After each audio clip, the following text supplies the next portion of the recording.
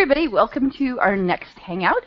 I'm Kay Novak, and we'll go around and we'll have the other people introduce themselves. Hi, I'm Trish. I'm from North Carolina, technology associate at an elementary school that is a personalized learning pilot. Hi, I'm Chris Lukes. I'm the Associate Dean for Career Technical Education, and I will also be the honorary slide turner as well. So, welcome. Thanks for volunteering to do that, Chris. That was actually one of my questions. So this is Doug Levin. Inside the Beltway in the D.C. area, do work in education technology policy, including on issues related to blockchain and education. So real happy to be back with everybody.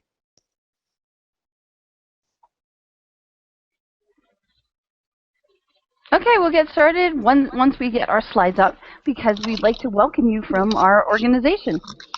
So, Chris, if you're willing to share the slides, that would be great. Okay. So we are doing the blockchain revolution from June 1st to July 30th. This is our first week of July. We are reading the Blockchain Revolution for the Metagame Book Club. And this is part of the Games and Simulations Network, and also with Inevitable Instructors. Okay, if you haven't already, go ahead and join our Google Plus community. And go ahead and go to our intro page. And I think somebody isn't muted because I'm kind of hearing myself over. I don't know if anybody else is. But next this is our format. We are coming into week 4 in July.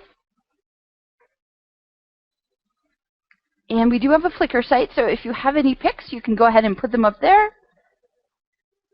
And we have aligned this to the administrator standards and also the computer science educator standards for ISTE. So if you need to know what you're learning here, we have it aligned to these standards. Okay, now I wanted to say a big thank you to Doug Levin, who was at our Games and Sim Network Playground last week. And I have to say, we've heard some comments. One person said that they would not be able to drink as much alcohol after hearing your presentation. And I'm sure that was a compliment. Okay, great. I'm glad. I'm sure it was. I'm yes. keeping somebody out of the gutters of Denver. Exactly. And so we'll turn it over to you because the last time we were here, Bitcoin was on the rise, and we hear something else is still happening there. Yeah, well, there's always something happening there. I think it's one of these things that if you're not, if you think nothing's going on, you're definitely not paying attention. So the price still is quite high historically for Bitcoin, and frankly, it's been relatively stable over the last month or so. Not quite at all-time highs, but certainly quite healthy over the last couple of years. But it has been, but there's been a number of developments and things that people are tracking. So one thing, of course, is there's this ongoing block size debate. I don't have it on the slide here because this has been something people have been debating about for the greater part of a year, and they will continue to be debating for some time until they get it resolved. But recently, very recently, a couple of things have happened or are about to happen that are pretty interesting. So the first is there was actually a soft fork that was implemented in the Bitcoin block chain, and it was called the CSV fork, the check sequence validation. It is a way to better sort of timestamp transactions that will help people do more sophisticated transactions on the Bitcoin blockchain, including things that start to resemble smart contracts in some way. The other thing, and we now have this on the screen here, coming up very shortly, just in I think 3 short days, the block reward for miners is halving. So right now, the reward for solving a block, for securing the blockchain and ensuring that all of the nodes are in sync, is 25 Bitcoins plus the value of all transaction fees. at certain designated points in Bitcoin's trajectory to introducing 21 million coins, they have the amount of reward that miners get for finding a block. And so it is about to have in just, I guess, a couple of days. And so it'll go down to 12.5 Bitcoin per mined block. So some people certainly believe that because supply will be more constrained, new supply, that's partially responsible for the price going up. There's also concerns that this might drive some miners out of the market and therefore increase centralization in this decentralized network, particularly in China. And so that's something that people are watching for, is how this will affect the centralization or decentralization of the network. But if you're a miner, this is a big deal because mining is a simple math problem as to whether or not it's profitable. It's the value of the Bitcoin, the cost of your electricity, and how much Bitcoin you get when you find a block, and of course your probability of finding a block. So the fact that the Bitcoin reward is halving is a really big deal, and a lot of people who have been profitable may not be in just a couple of days. So if you're interested in mining, check eBay in about 3 days. There should be a lot of mining equipment for really cheap. So you just want to test it out. Not sure you're going to make money, but you can figure out how it works. The last thing that I want to mention is actually not specifically Bitcoin, but it's related to blockchain, and that has to do with Ethereum. Right? So you may recall, so Ethereum is a different blockchain than Bitcoin, but it's also a cryptocurrency. But it's optimized for smart contracts, and there's something called the DAO, what is it, Distributed Autonomous Organization, I think is what it's called. Yep. That a lot of people have put a lot of money into. It was supposed to be sort of a smart contract-driven organization, and somebody exploited the code that turns out it was maybe too smart for its own good, and basically sort of stole a bunch of Ethereum, a lot of it, like tens of millions of dollars worth of Ethereum. Now, the person who stole it actually can't sort of withdraw it until July 16th, the way the smart contract works. And so the Ethereum community has been working out this sort of debating how to address this and whether they should even address this. They hope that a soft fork would have been able to address this, but it turns out that the soft fork was found to have a security vulnerability, and that was not a feasible solution. So they went from being really excited to being really depressed, and so now the only option to keep the person who, or people who did this exploit from getting away with all of this money is to hard fork. And that means that everyone who is running a node in the Ethereum community, mining or not, has to download and update their software. And the thing is, there's no centralized authority forcing people to do this. And the blockchain, you need a majority and hopefully a sort of a supermajority of miners to agree. If it's around 50-50, there's a chance that the blockchain could actually split into two chains, and so it could actually bring the whole blockchain down. And so basically people are on sort of two camps. One is that this is a smart contract. The rules and all of the marketing material and all of the sort of the values of the community is that we live and die by the smart contracts, by the software code, and this was allowable by the code. It's unfortunate, but Ethereum community should not bail out those people who lost out in the DAO. Other people are like, look, this is real money with real people. This wasn't intended. This is a social network as much as a technology network, and so let the social norms and conventions take precedent. And so there's lots of debates about this. I think it depends a little bit if you've got money at stake or not. I think some people have a lot of money at stake, and so we'll see. And there's even thoughts that if the money gets taken away from the person who used the exploit, they could sue in a court. I don't know what jurisdiction they would sue under, and they might have a case. So this is a fascinating sort of test case, and certainly we'll have a lot to say about the future of smart contracts and a lot of what was talked about in a very optimistic way in the Blockchain Revolution book. But this is sort of the nitty-gritty details that we have to work through. Well, and also you had the wonderful, those that hacked the DAO and made off with the Ethereum coin are also now spending some of it to lobby miners to resist any forking that was going on. So they're using their ill-gotten gains to legitimize their ill-gotten gains, which is kind of interesting. Yeah, it's a fascinating story, and it is live, and since this is an open source, open community, it is all out there for everybody to see.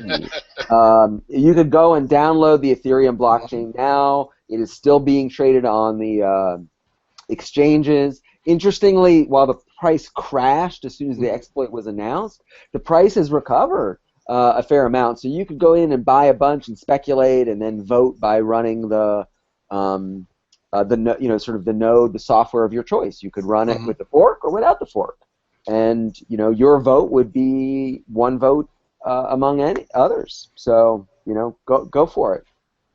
You should have somebody figure it out. No, it's very interesting happenings going on there at Ethereum.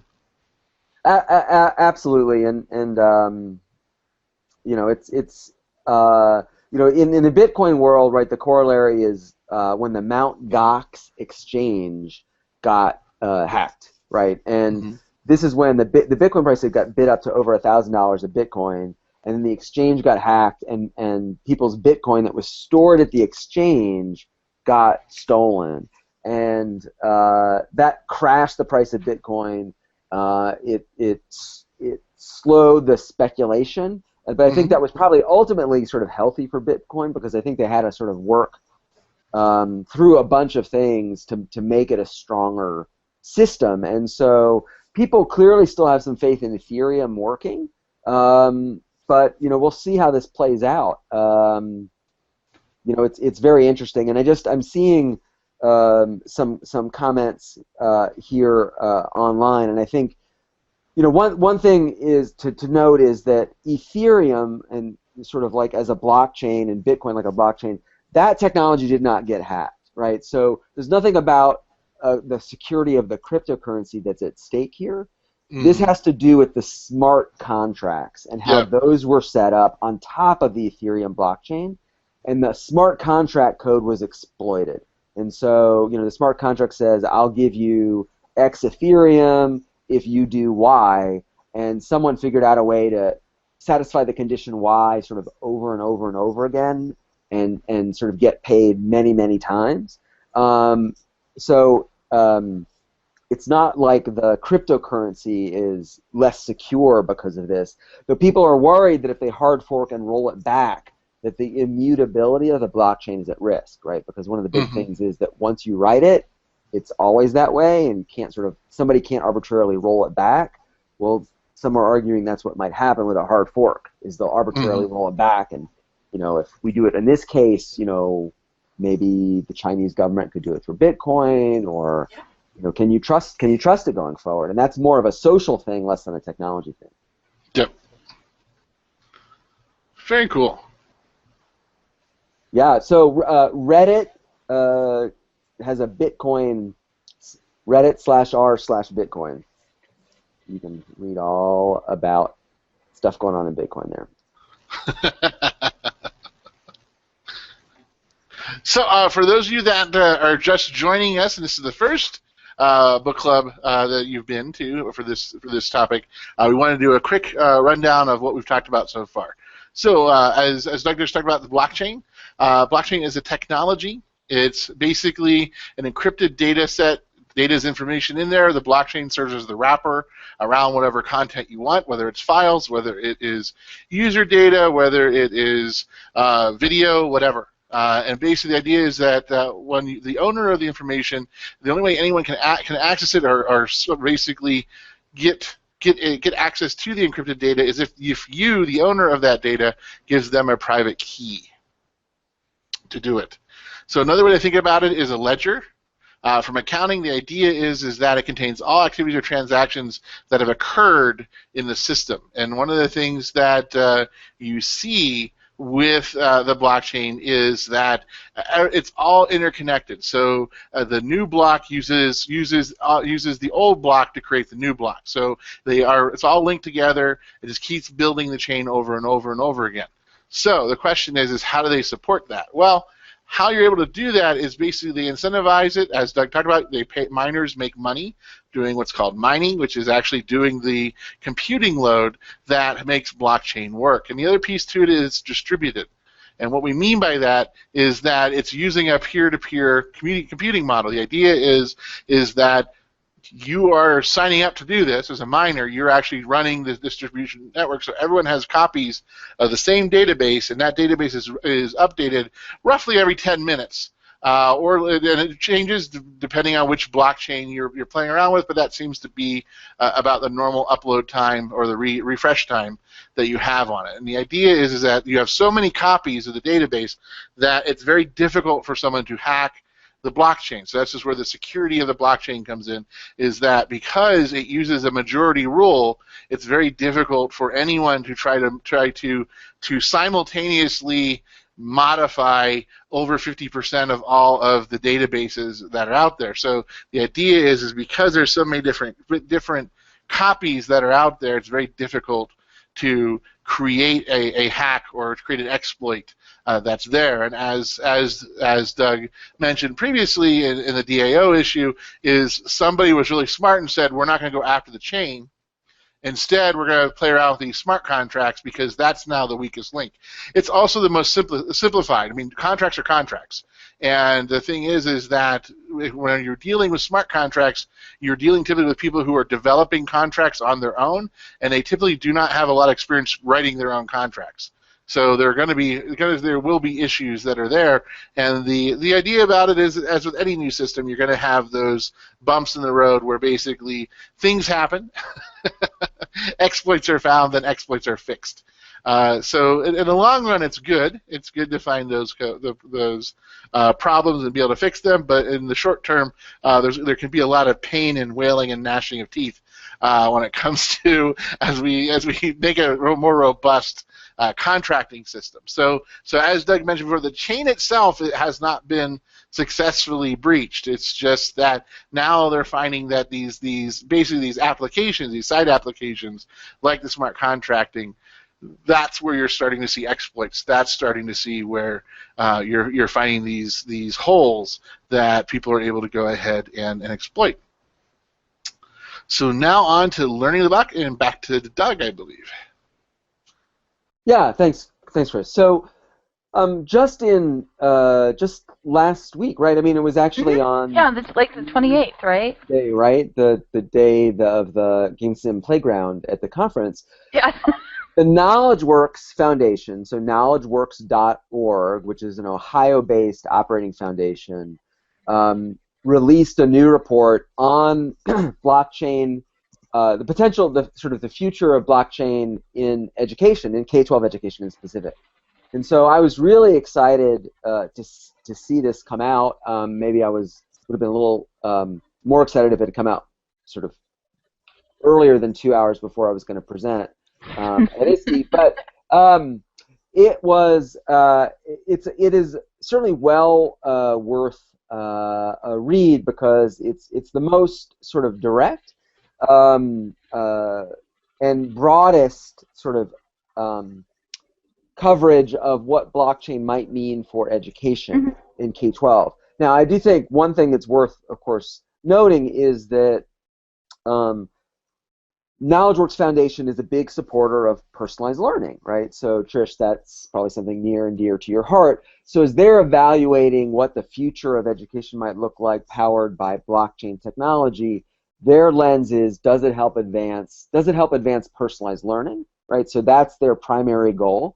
And as we sort of walk through this report, we can kind of see what their sort of world and future views look like, and it may not align with what everybody's future views of education might look like.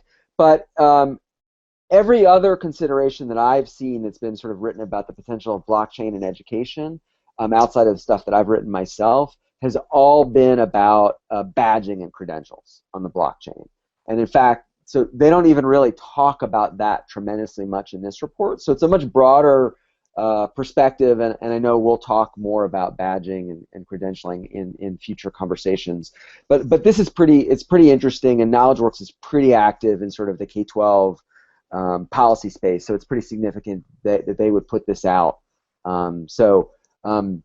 Pretty fascinating. So the report itself was designed to really address two questions, right? So the first was, in what way might blockchain and smart contracts provide the technical foundation for a new architecture for education? So this is speculative. So what they do is they're laying out potential future scenarios and helping people to think through, could that happen? Do I want that to happen? If this is what I want to happen, what needs to occur between now and then? Maybe I'm not wholly comfortable, and so therefore, what would I want to change going forward? And of course, then the second question really is more to that, which is sort of like what do we need to do to have these things adopted in the way that we would like, right? So it's definitely a future look, and in that respect, if you've seen Jane McGonigal's and the Institute for the Future sort of learning is earning piece with their future scenario, this is very much in the same vein, sort of minus the compelling video, right? So this is the text-based. So I thought what we would do today is really just sort of briefly tee up each of those scenarios and then sort of react to them. And so the four scenarios just sort of really quickly, and they've got very great thumbnail sketches here, right? So the first is faster horses, and it's really about efficiency. And then I think the second was terms and conditions apply, right? So this is more from a company perspective, a provider of EdTech products and services. Then the third is parent power. So they call them unschoolers, but so these might be some either sort of homeschoolers or in the far future when schools are much more open and there are many more people sort of dipping in and out of formal education and homeschooling. This is how sort of a network of unschoolers could maybe work together. And then the systemic synergy, don't say that 3 times fast, is sort of a broader it's sort of a higher level in some respects of the unschoolers and coordinated with schools. So sort of different views, different viewpoints, and the report is interesting because it's not just a straight description, but it's a pretend newspaper article of the future or a pretend flyer that you would send home to parents. So it's a very engaging report and easy to interact with if you wanted to engage with this with people and in your context or your community. So why don't we sort of jump over to the faster horses first, right? So this is, and I was sort of very excited in some respects to see this because it underscored some of my thinking that I wrote about in a blog on my site, which is the opportunities for efficiency and transparency and accountability by basically running kind of back office type operations on a blockchain. And the scenario here basically is you have a permissioned blockchain, meaning that it's not open for anybody in the world to get on, but only trusted actors, in this case, members of the school district community, right? And they would run their student data system on it. They would do sort of required reporting on it. It would include, it would provide for more transparency and efficiency and accountability. And they talk about in this scenario, challenges they've had securing student data and breaches and how this would be stronger. They talk about concerns about the quality of data they use for accountability purposes, and they've had some challenges with people who have maybe gamed the data internally in the system a little bit and maybe not served kids so well, and how that got exposed, and that was a big deal and a challenge. and so that this would offer sort of more transparency and accountability for that. And then also that they just have a lot of people who are basically pushing a lot of paper around, and that by having things on a blockchain, they could be more efficient. Now, of course, KnowledgeWorks, in their view in advancing personalized learning, say, well, this may be nice, but I'm not sure this helps us advance personalized learning. You know, I could sort of argue back, yes, that may be true, but if you're able to save resources in doing these sorts of things, you could devote them to other things that are more targeted to the instructional needs of kids. But you know, what have you. So that's sort of the faster horses scenario. And again, this is one that I talked about, I think, and thought was most likely in my blog. Though they have a critique of it clearly because they don't see it as transformative, I think, as they would like to see the education world. So what does everybody else think? What questions do you have about it? What thoughts? I can start. For me, while they don't play the scenario, like I've said before, I'm very much interested in people being able to have their transcripts and easily show their transcripts. And I think something like this would work. And while you're right, it has nothing to do with personalized learning, I think it would open up certain doors for my students to go and be employed. So that's what I think when I see this scenario. But when we're reading this report, they do have even a set of questions in there. So if you wanted to do this as kind of like a group think for a staff or whatever group, and the questions are like, what do you like? What made you feel uncomfortable? What additional questions you have? So I'll get off mic so other people can get on and ask the. I have a question. How is this different from, a school district that uses a software application, whether it's built in-house or something purchased from a company that contains all the student data? I worked for a very large school district that had a gradebook that was online. We also had various student data online, their attendance, their behavior, and teachers would put all this information into the database, and parents had an application that they could check daily. You could check to see if your kid was in school, if they were skipping, if they had an assignment due. So how is using the blockchain different than using one of these existing software packages or database tools that are already out there? And how is this better than that? Right. So it would. You're right. So it would be a replacement for those systems. So a couple of things would potentially offer advantages, right? So the first is that you'd have sort of a complete record of every entry and change made to the system and who made the change, right? And so you wouldn't just have the latest data in there. You would have a history of every change that was made and who made it and when they made it. And it could be audited real time by whoever had been granted access, right? So the advantage would be you have the history of every change and sort of a complete log of who made those changes. That could be an advantage. It may not. That may be overkill in some cases for what some people need.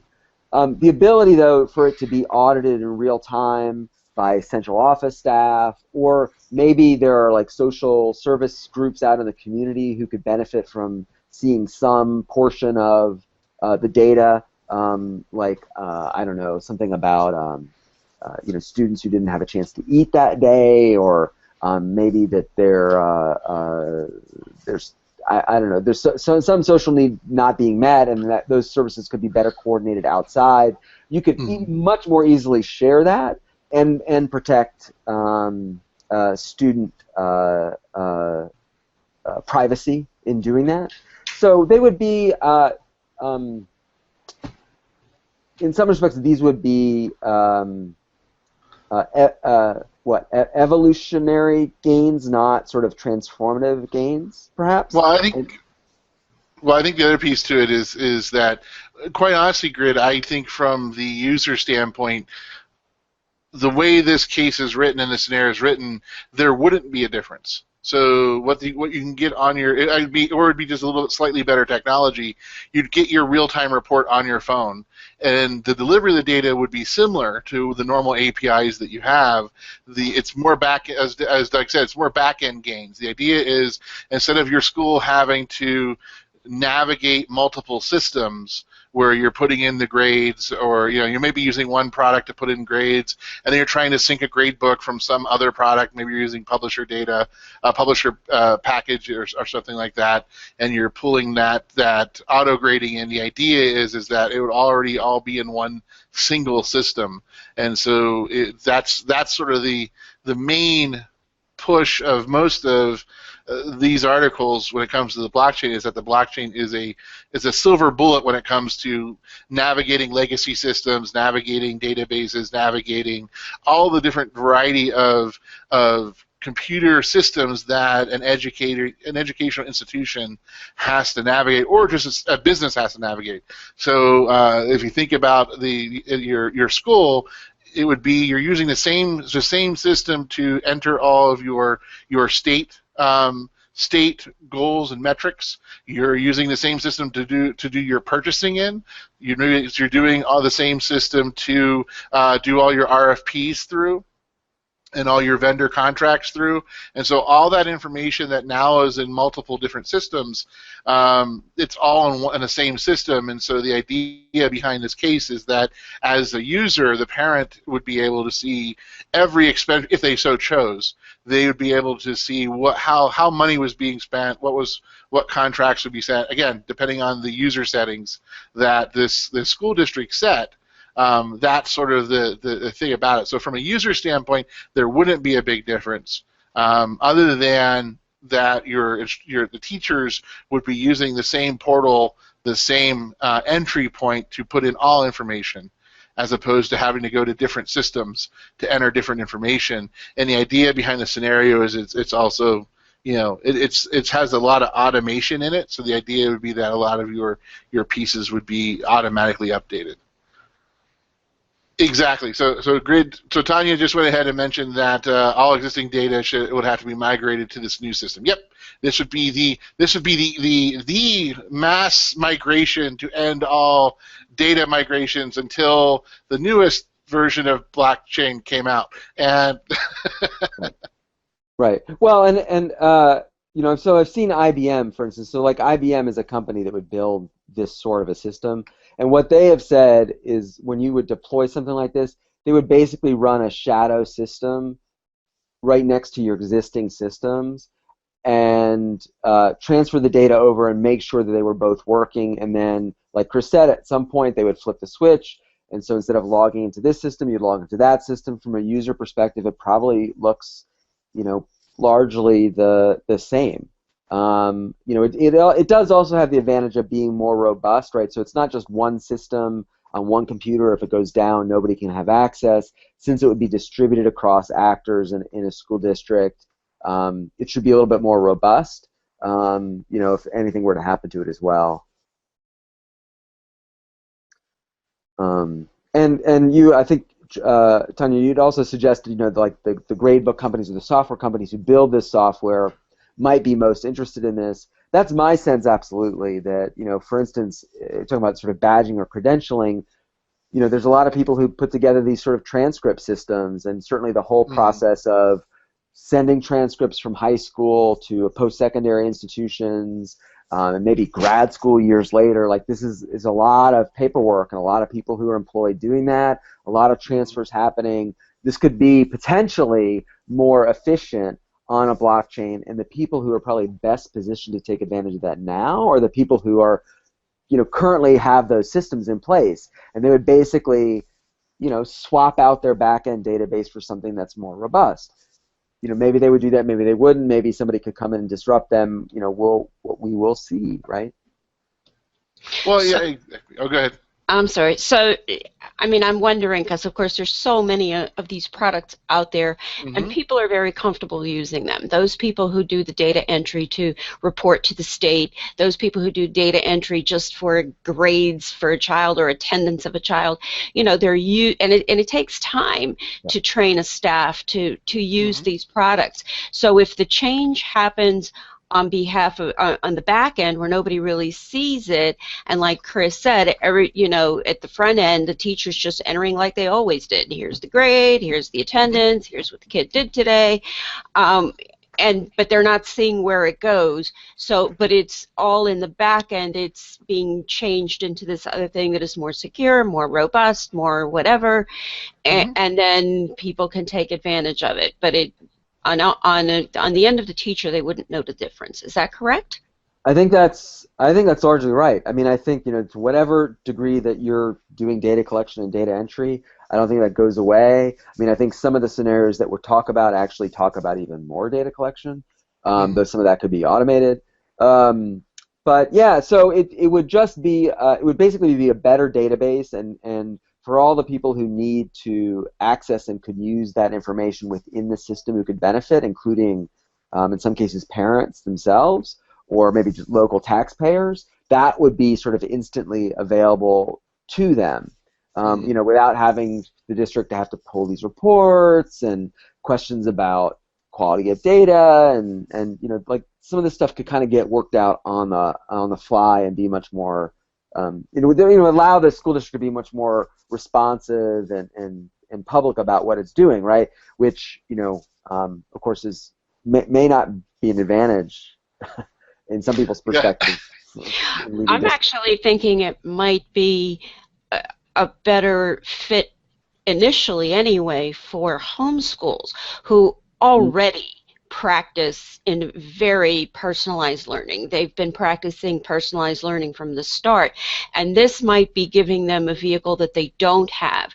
They don't have a database. They don't have a central place to do all that, and some of those students really have a variety of teachers, various parents, agencies, organizations in the community, and there's no way to capture all that for the homeschooling community, which is a growing community. So this might be a nice fit for them initially. Well, exactly, and actually save your questions about that, because actually that's going to be one of the scenarios coming up. But one thing I was going to say, the other thing to it that the scenario is it goes even further than that, Grid. What it does, Tanya, I keep calling you by your screen name.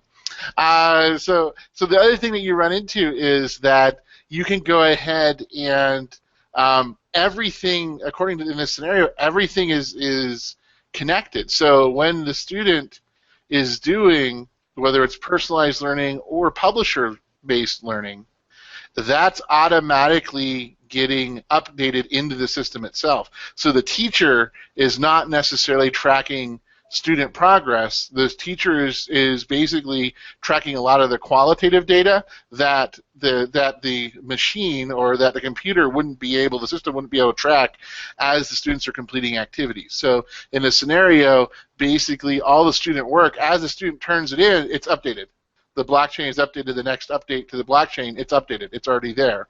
So basically what they're talking about is they really are talking about maybe a 10 to 15 minute lag between updates. So if a parent really wanted to, our helicopter parents out there really wanted to monitor everything, they would just be on simply a 10-minute or a 15-minute delay, and they'd be able to see exactly what's going on for little Jimmy or little Jenny and doing stuff like that. And so that's sort of where they're going with their scenario, is that they're going even further than that. They're not doing just what we normally do. They're doing we're tying in anything auto-graded, whether it was created by the teacher or it was created by a publisher, that all feeds into this blockchain system, and all that data is gathered, analyzed, and spits out a report.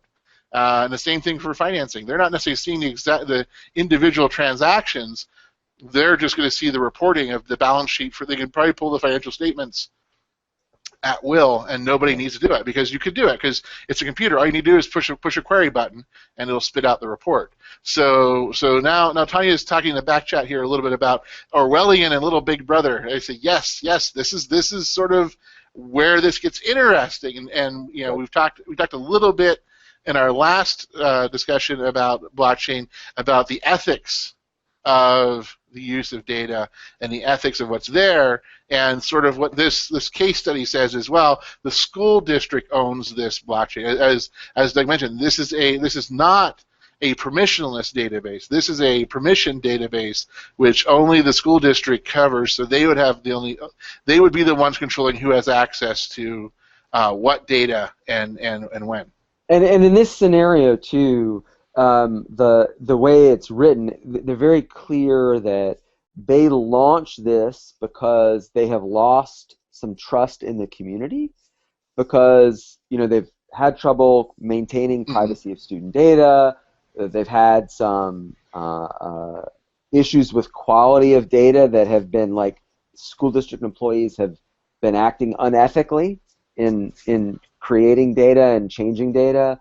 So this is a case where where the district has not been very transparent, and they've not been performing well, right? So this scenario is really about responding to their local community's concerns as a way to build trust and transparency back to serving the community. So it's really written as if it is a response to those sort of the shortcomings that the public has expressed about the district's performance.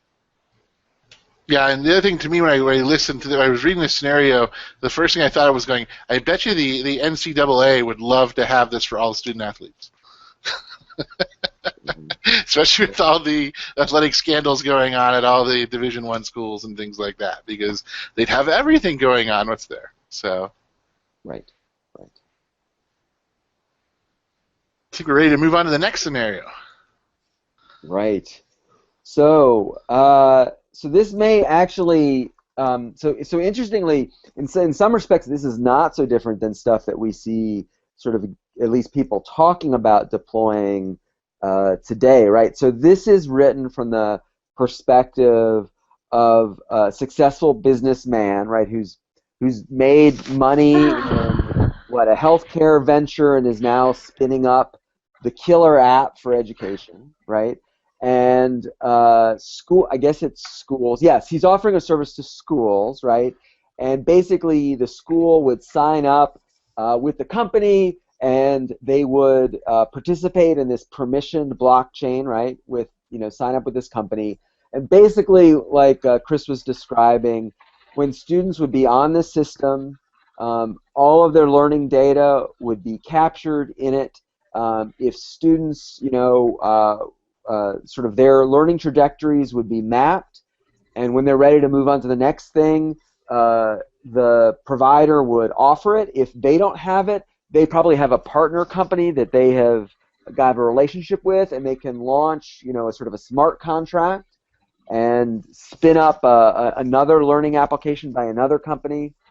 And a little microtransaction can get paid in the background, and the kid can sort of continue on, and that sort of the kid can be assessed, and that feedback can be processed, and another smart contract can be issued to work with another niche company that can help meet those kids' needs. And so it would really be a marketplace. This one company would be a gatekeeper and a marketplace to other companies with digital learning solutions that could be sort of pre-approved, and these micro smart contracts could be issued every time a kid, I don't know, even takes, participates in a lesson, or maybe takes one assessment item, and so you could, that's a penny, that's 5 cents. I could just visualize now, like sponsored learning objects, and then like your normal search. Yeah, right. The premiums, right? This is a quarter, right? This is a nickel. This is a dime. But then interestingly, it takes it even further, right? Because in some respects, this notion about having like a learning management system, and there are partners in it, and your resource repository, and formative assessment. I mean, I think that's, in some respects, this doesn't seem that different than what some people are working for.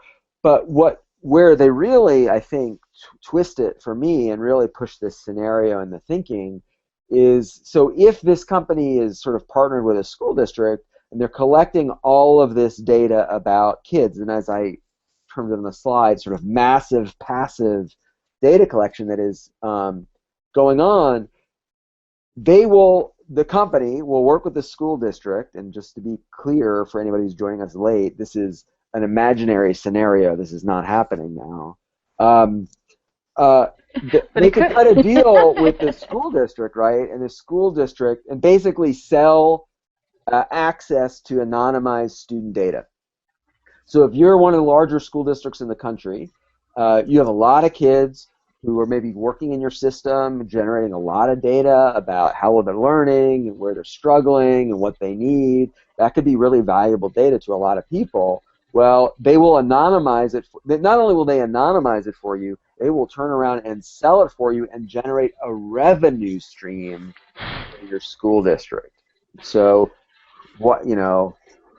soup to nuts, they will do the teaching, the learning, the teaching and the assessing. They'll take care of all the contracts with vendors and find good people for you, and they'll even give you money just for a chance to share that student data, which of course would be anonymized and protected on the blockchain. So that's the scenario. I mean, yeah, right? and I want to encourage everybody to read this scenario because it was written in a very fun way. Okay, and the reason why is if you're in ed tech or follow technology, or if you came back from the ISTE conference, you could see this guy being at the ISTE conference. Okay, with no question. To the reception. Yeah, and that's what we have to do next year for our game night. Get this guy.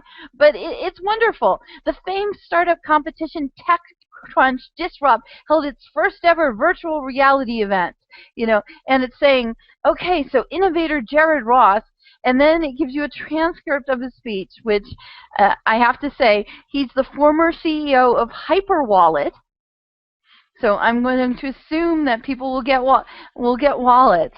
So I just wanted to say that if anybody's wondering what it would be like to, go to the ISTE conference and see some of those shark, the shark tanks that they're doing there, it could be something like this.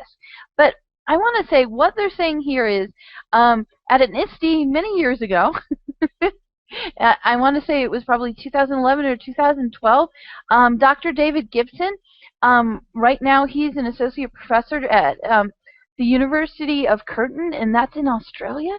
He was telling Chris and I about how out of a MacArthur, and it was badging, a badging grant, that they were setting up a system with the city of Philadelphia where someone did training, then they would text a code to a certain number, and then the city and the workforce development there and everyone else who was doing placements would be able to know that someone did something. So these kinds of ideas have been out there for a while. This seems to be taking it a step further. Well, and the other piece to it is that, one of the things I mentioned in the back channel here is that you could definitely see this vendor selling it to schools saying, well, we can create a career pipeline where based on students' performance in certain subject areas, we steer them to potential employers, and we sell the data to specific employers so that way it interacts with existing HR analytics that are going on, because that's one of the things that when I went to a recent summit for WCT, that's one of the things they talked about, of some of the things that some of these larger corporations are doing in their HR piece is they're actually now applying analytics and analysis to their hiring processes, and they're looking at, for a company, their success rate for a new hire isn't necessarily their degree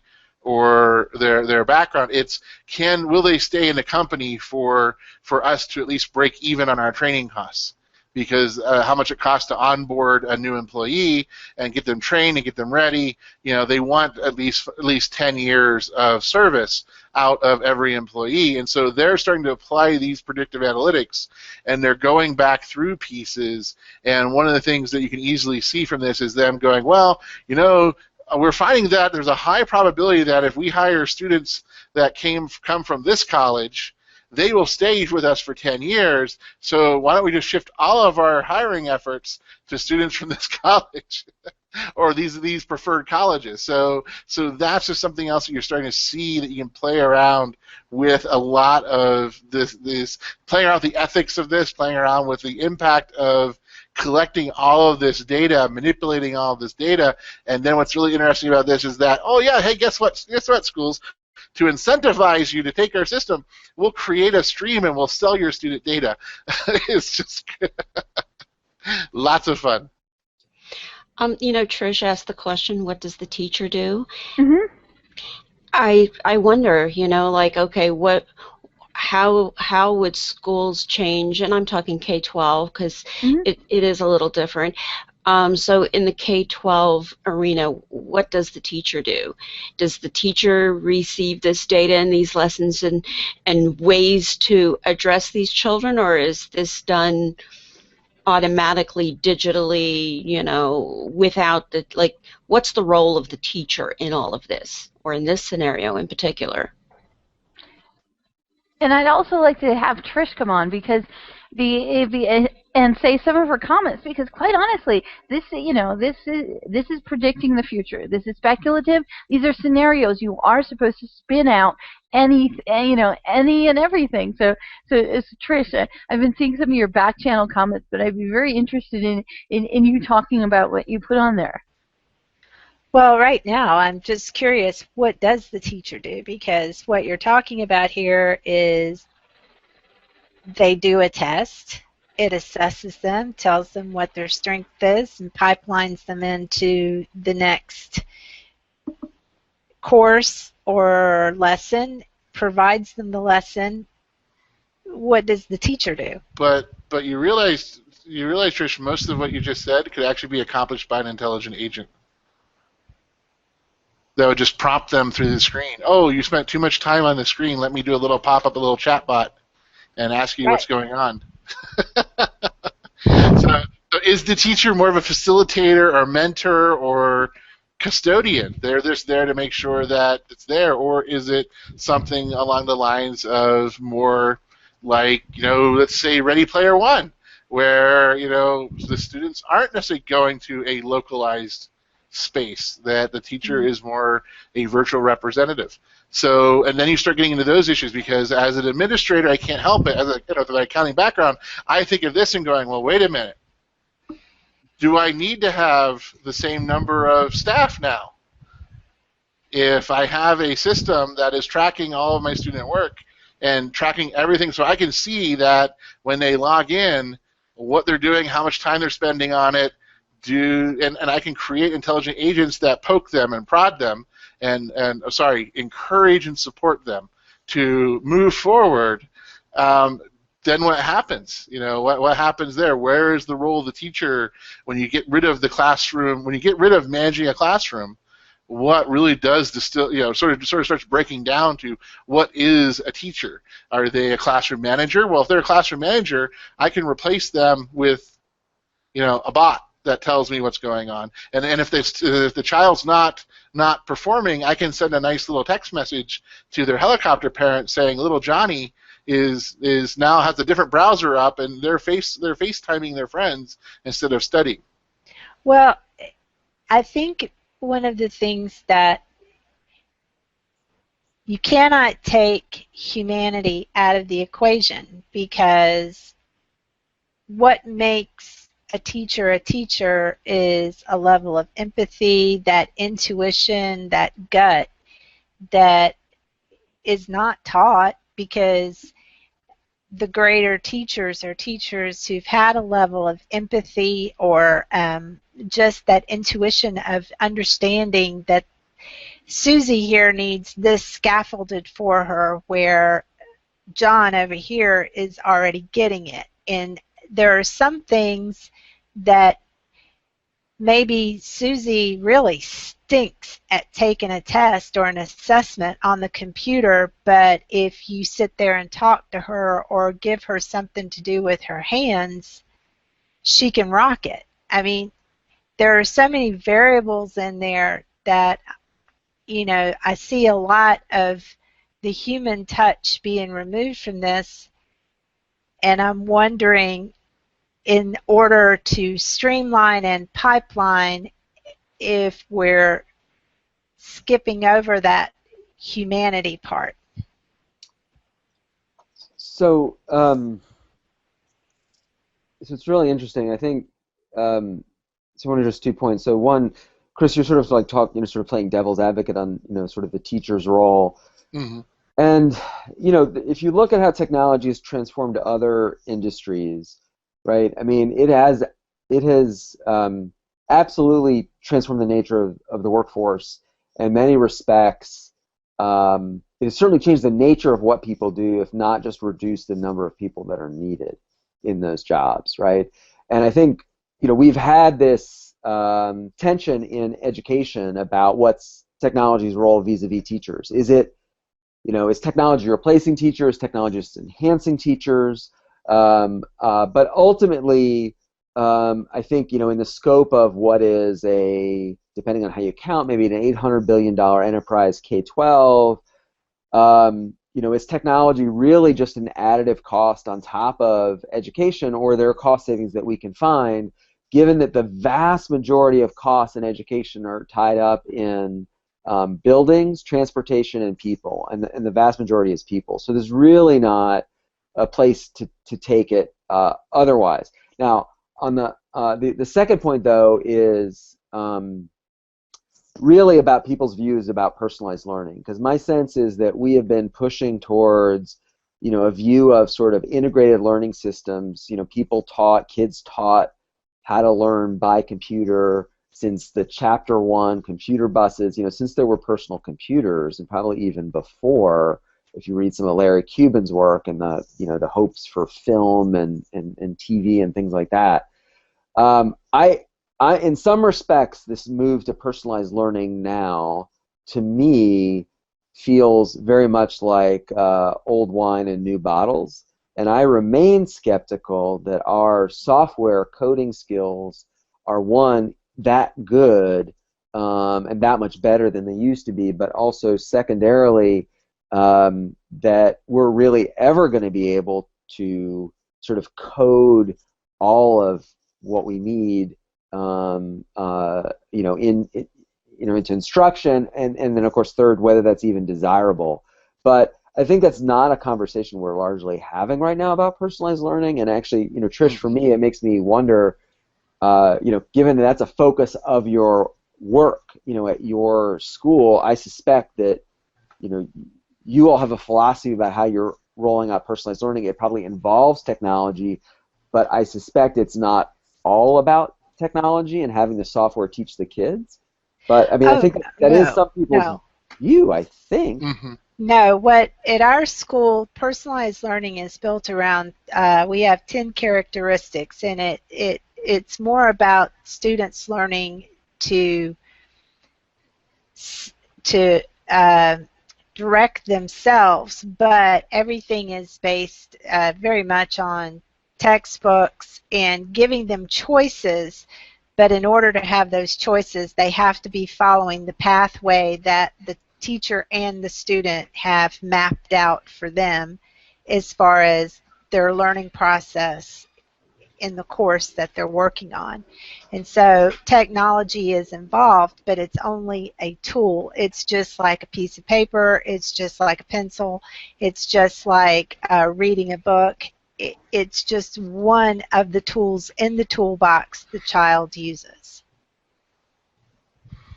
Well, exactly, and I think that the other piece you'll see is that I think the way we're moving, especially in higher ed, is it does seem to be more of a focus on those students who can be self-directed learners are the students that are being very, very successful in a heavier technology, a heavier technology-oriented educational environment. They are being able to move faster, go further, go quicker with less help.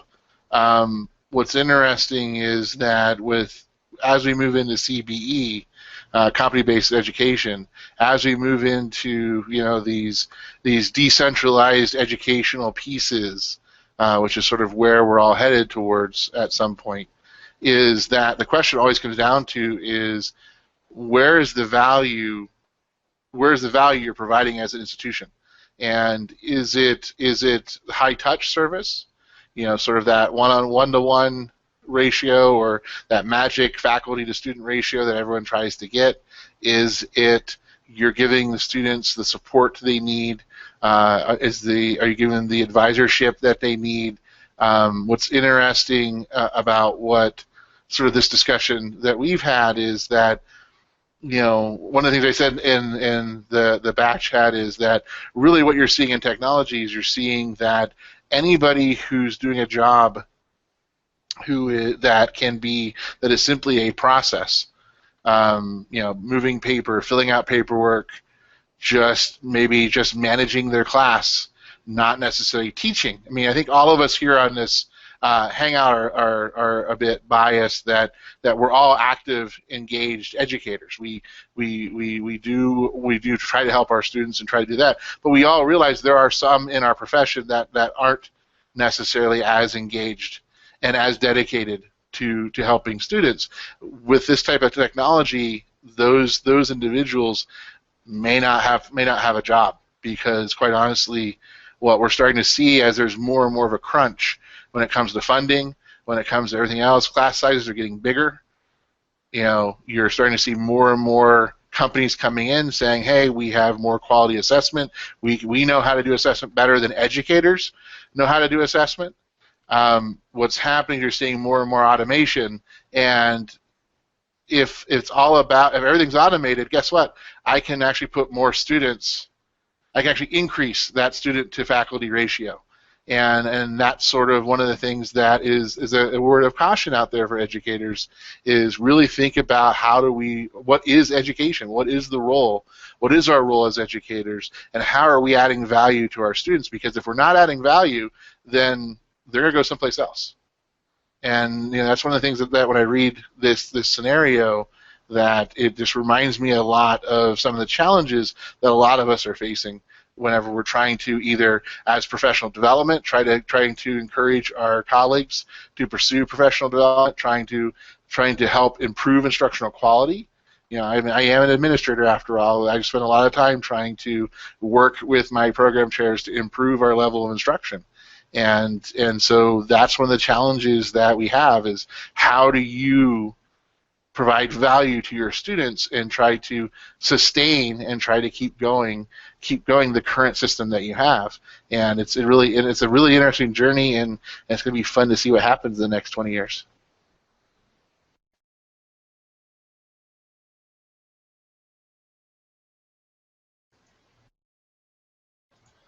Everyone's quiet. Yeah, I still, there's something kind of this pipelining. I mean, if you take out the human factor, and it's a massive passive student collection, and then the computer tells the kid, well, you need to take this course. I just have visions of the computer has determined that we need X number of barbers, and they start saying, okay, we can tell by tests that we gave this kid when they were 5 years old, and at 7 years old, and at 9 years old, that they have a proclivity for cutting hair.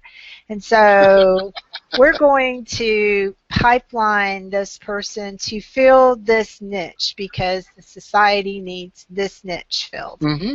And I just, and it's like, I can see there are enough passive people out there mm-hmm. that would go along with that, and then, we'll end up in like some dystopian society where everybody goes, well, they told me when I was 5 I'm going to be a barber, so I'm going to be a barber.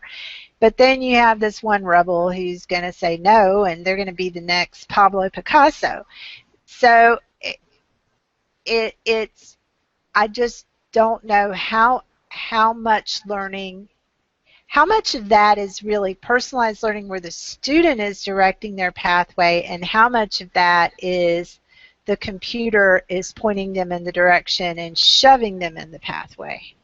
I don't see that the computer is shoving or pushing them. I think that the key here is for the teacher, and perhaps there will be less and better, but the teacher will know what this data means and what to do with it. And in some cases it means pulling Susie aside and giving her some kind of a very personal instruction that she needs because the teacher is with that student. And in some cases it'll be, go work with those 3 students.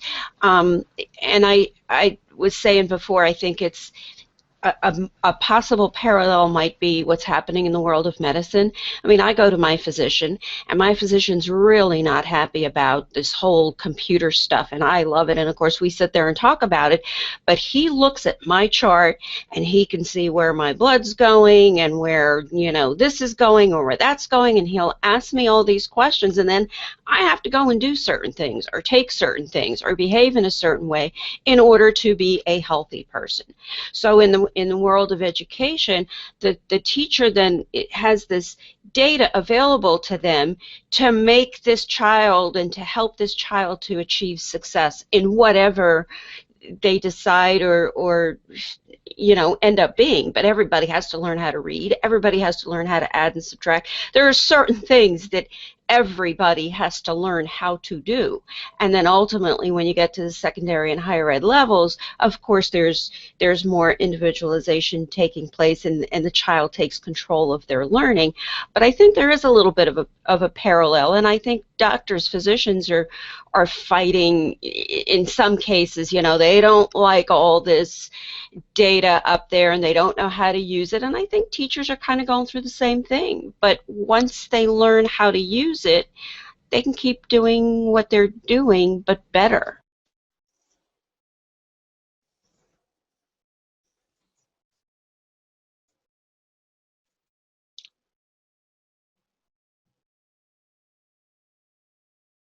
Yeah, so I think this is a great conversation. It's interesting because I didn't maybe see a relationship between all of these scenarios as cleanly as I'm beginning to see now as we talk through them.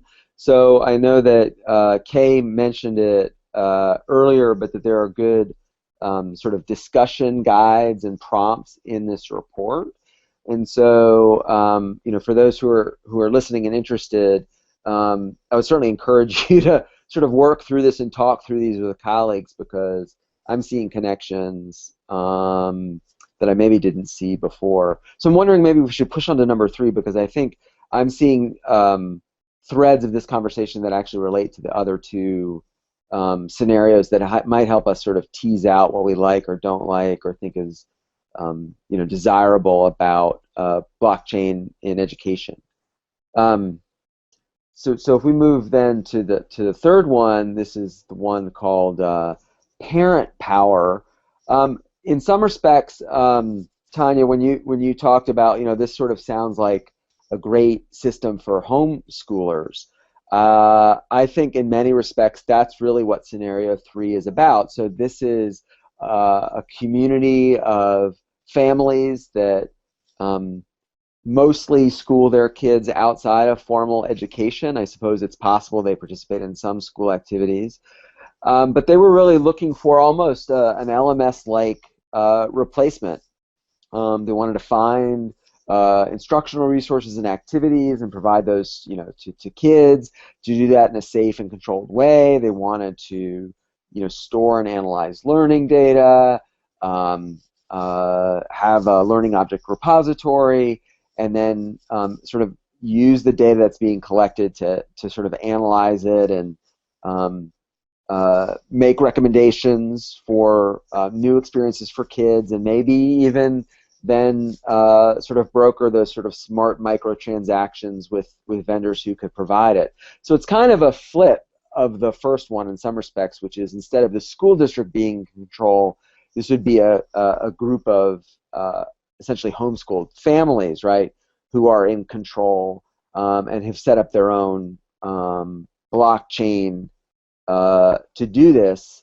And I think the way this scenario reads is they're lucky enough to benefit from, I guess, a software engineer who convinces them that a blockchain type approach is the way to go, and I guess is so facile, or spinning up a blockchain is so easy in the future that he just goes in and modifies the open source code. I guess all of the families spin up nodes and keep them online, and they're sort of able to sort of deploy their own system in some respects out of the box.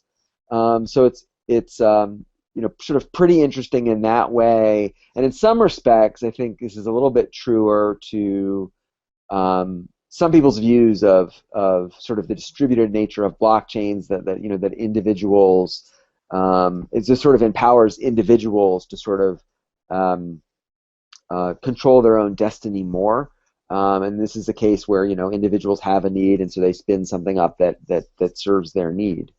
What am I sort of missing out, or that jumped out for others in this scenario that I maybe didn't capture in that little summary?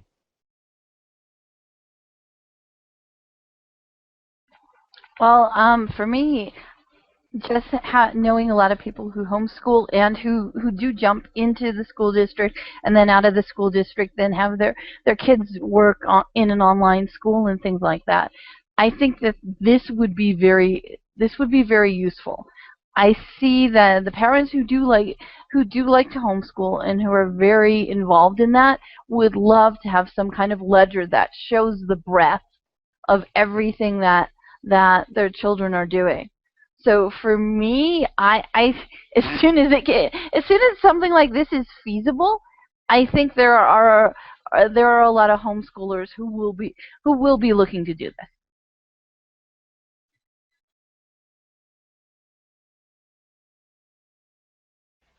And frequently, I have a friend who is a homeschooling mom, and frequently they work in co-ops. Like, two moms will get together, and one mom will handle the language arts, and the other will handle overseeing the mathematics.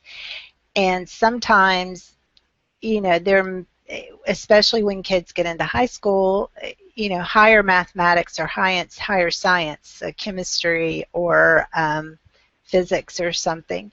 Something like this would probably broaden the field to where they would be able to find people who could better meet those needs, and it be more of a centralized location instead of there's this database and that database, and then there's this company that does homeschooling products and that company does homeschooling products, where it could be easier for them to get together.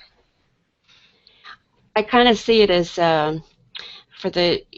this gives them that whole higher ed connection. So if you have this way of capturing all the things that these students have learned, and a formal place where it can be placed, because ultimately these homeschool children are going to go to a higher ed institution that is going to require these kinds of things. And so that's where I think it could be very, very useful.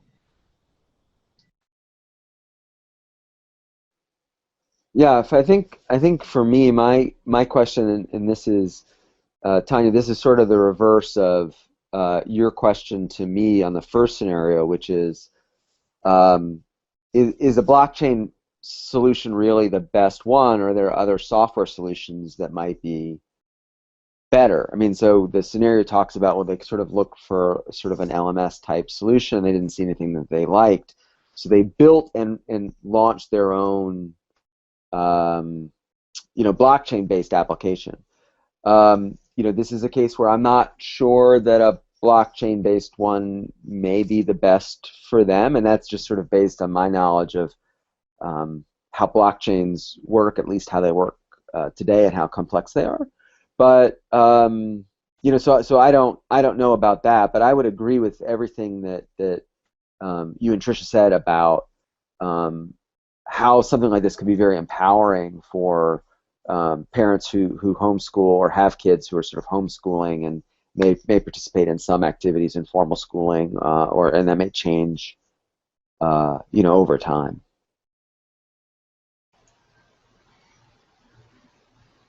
And yeah, I mean, for me, I agree with what we had up here. This is very much a an LMS. It's very much an easy way to set up an LMS or a learning object repository that everybody can pull out and use. And I just found it very convenient in the scenario that this community of unschoolers, they had a free programmer and systems engineer and someone who's willing to do all of the maintenance and upkeep and everything else to do it for free.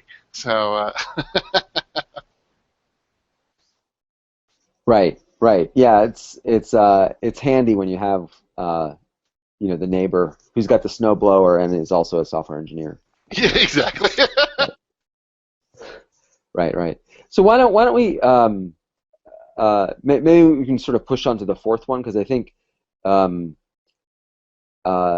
these are sort of become sort of variations on a theme, right? So the fourth one, which is I think a little bit more challenging in terms of the language they use, right? Systemic synergy, and that their blockchain is called the anthill.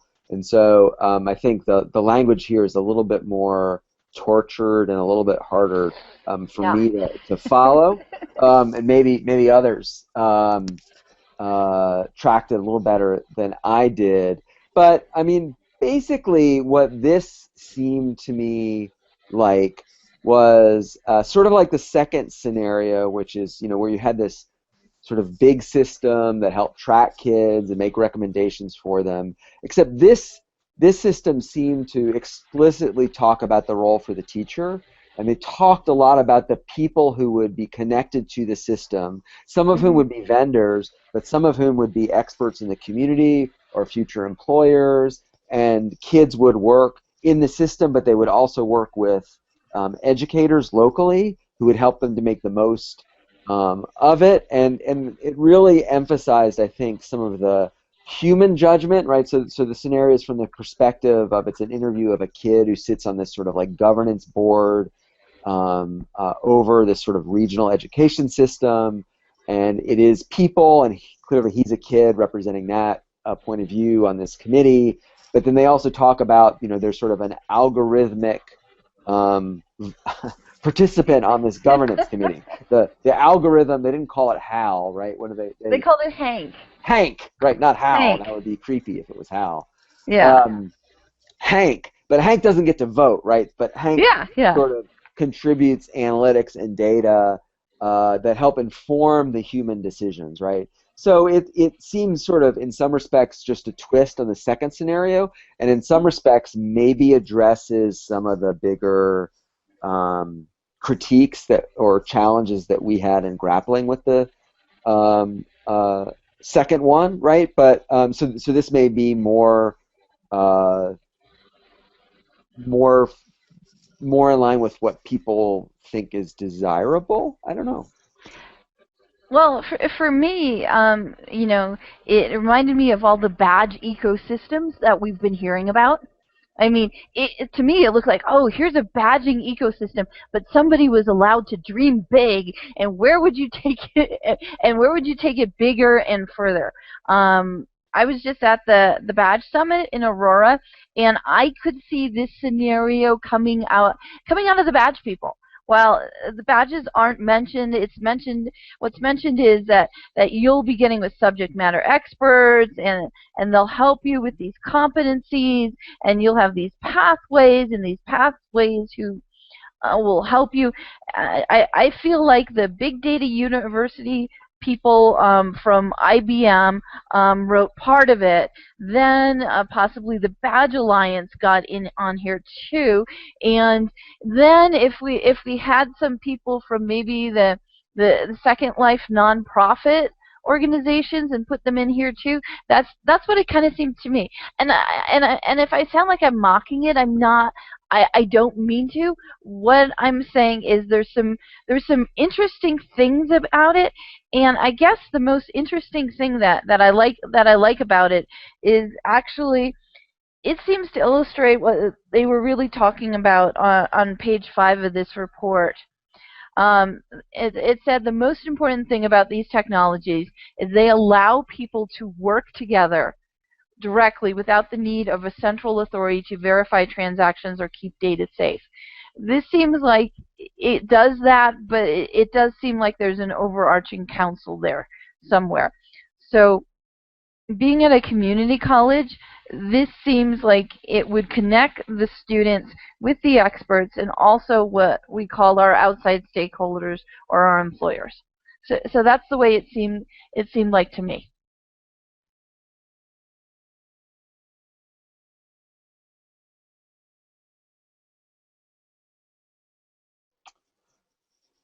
Well, I don't know about others, but I mean, I do think that sort of this future scenario, even though these are these sort of case studies are a little bit thin on details, it does allow us to sort of fill them in ourselves. I mean, I do think it's an effective way to kind of think about the pros and cons and trade-offs of this technology into the future, and so it's interesting now that between this and the ledger work that Jane McGonigal introduced at South by Southwest, that everybody is sort of taking this sort of future visioning work, so we can kind of sort of back map to figure out if this is the right way to go.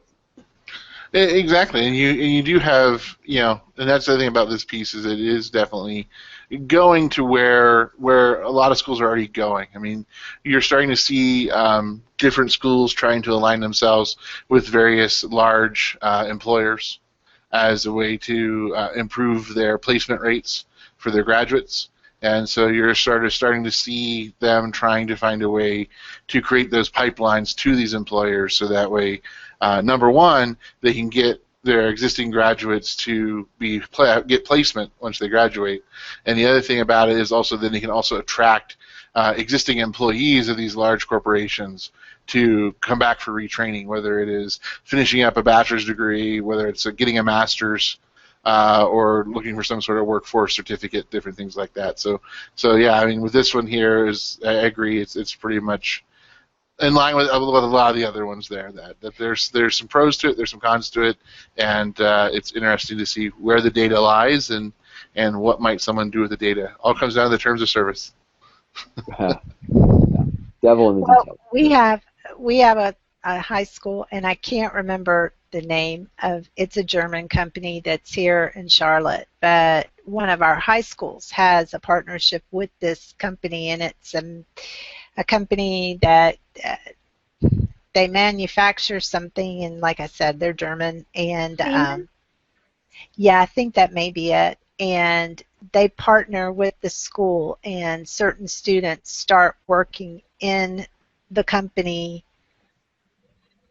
during high school and apprentice there to work into a job there, but they're also doing the same thing. So it's the same idea of, it's just a different set of competencies or a different set of rubrics. Right. So I just wanted to share some closing thoughts, because I had a few reactions to the future scenarios, and it's based a little bit on, I think, the second presentation we did in this series, which is I found that sort of digging deep and understanding how Bitcoin works and the technology works, that as we make these, sort of have these future visions or ideas of what blockchain can do, it seems like maybe these scenarios don't reflect what I understand the technology can do, and maybe the technology will get better and it will change. But this is just my sense. So just have a couple of slides, right? So, and I will probably end up putting up a blog post at some point based on my read of the blockchain revolution and this report and some of the consultations I'm having with the Badge Chain Alliance. But it's sort of the blockchain seems magical, but it's not magic, right? I mean, like, there are certain sort of laws of computer science and coding and the way computer systems work that I'm afraid we may be violating in this sort of scenarios. So one is that storage and bandwidth are not unlimited, and this is like a huge point of contention in Bitcoin right now, which is around the block size, right? And basically everybody who's running a copy of the node of the blockchain has to have all of that data on it. So we're talking about, a very large school district. So if the top 10 school district, they're in the first scenario. or the second scenario, and people are collecting all of these data on every micro interaction kids have with software across 100, 200,000 kids in the school district all the time, every 10 minutes, and then analyzing it. I mean, that is a huge, it's just a huge amount of data and a huge amount of processing power, huge bandwidth demands, right? So they're just not unlimited, right? So it will get better over time. Moore's law and everything else, costs will go down, but it's not unlimited. And I think some of these scenarios sort of suggest like that's not a variable at all. And if you're talking about sort of like the unschooling and the homeschool, parents piece, the question is like, will home users be able to run it on their home computers or even on their smartphones? And the answer is, maybe you can have lightweight wallets and full nodes, but might get challenging. So it's not clear to me that these visions are all equally possible because I think there are limits. I also think that while there's talk of all different types of data and recording sort of evidence of student learning and rubrics, I think blockchains do best when the data is structured, right, and it's in limited amounts, right? So we define the fields, we know that it's 8 characters, it's a number, it can't be this, can't be below this or above that, it can't be negative or what have you. And so you can put it on the blockchain, but you can't analyze it very well if it's not structured, right? So that's just another thing to think about. And then, another piece that struck me here is that we talk about, the blockchain running, particularly in sort of the scenario 3 with the community of unschooled parents. Well, a blockchain needs to run 24/7, 365, and it can never can go down, right? Ever, right? Or the blockchain can go away or get changed. So you need to have people running the system all the time. Now, if you're a school district or school system, right, you can pretty much mandate that happens and have offsite backups. But when you have individuals, like learners or families, are they really going to do it? And maybe they'll do it over the summer and over vacations during the school year. But once they graduate, they need the people behind them to continue running it, right? So it's not. So I just think you need incentives and you need to figure that out. And I think people sometimes take that for granted. They also talked a lot about, the data would be unhackable, right? It's secure, it's private. Mm-hmm. I read a confounding of security, like, can people who are not authorized to see it get it, versus unchangeable versus private. Sort of mm-hmm. These are different concepts and they may be related, but I'm not sure that I felt that the authors of this paper really understood the differences between them, and because it's unhackable doesn't mean that it's private. It also doesn't necessarily mean that it's secure, right? So there's, I think that was glossed over a little bit in this report in particular. And then if you want to go to the next slide, and then sort of right, so then a lot of this was about sort of massive data collection and then mm-hmm. analysis, right? The real power of these systems was the analysis. Chris, mm-hmm. you talked about this quite a bit, the analytics, the algorithms. Well, the blockchain doesn't do that, right? The blockchain is a repository for this, right? But it's not the system that, it doesn't do the analysis, right? You'd have to write a system that interacts with the blockchain to do the analysis. So other people could do that, right? But it's important, I think, just to recognize that the blockchain doesn't do the analysis, right? It's the ledger, it's the record of the data, right? But these scenarios make it sound like it's one and the same. And then just two other, right? Yeah, it does, right? And then just two other real quick points, right? So this is really tricky stuff right now, and even for people who are participating, I think you'd be hard-pressed to find anybody who's the most die-hard Bitcoin or Ethereum fanatic who would be able to look you in the face and say, this is really simple, I can explain it to your grandmother in the elevator and she'll get it, it's really straightforward. I mean, even for people who are pretty sophisticated, this stuff is very much in beta, and it's difficult, and it's difficult just to participate. So when they talked about the the unschooling parent who's a software engineer who just spun up his own network, and I'm like, woo! Like, I mean, like, maybe there's 100 people in the world or 200 people in the world who could really do that today. Well, I mean, it's tough. There will be more in the future for sure. Maybe we'll get there. And then we talked about this too, which is just the limits to software replacing human judgment. And so we talked about this a lot. And so these were just my impressions in reading this. I think you can come away thinking that some of these things were not issues, and I'm not sure, or maybe they didn't quite understand what blockchain was, or maybe they're thinking in the future these get worked out. But anyway, this is really compelling report. I thought very thought-provoking, but it did feel like it started to stray a little bit from my understanding of what blockchains are about and can do, and their limitations. So anyway, I always feel, I guess I'm on all these presentations now, I feel like I have to throw a disclaimer at the end saying, well, but yes. Well, yeah, that's been this whole book club, and so want to thank everybody who came or who's watching this now. And just so you know, our next hangout will be July 13th. We will be watching Jane McGonigal's South by Southwest keynote, so that we can go ahead and comment on that.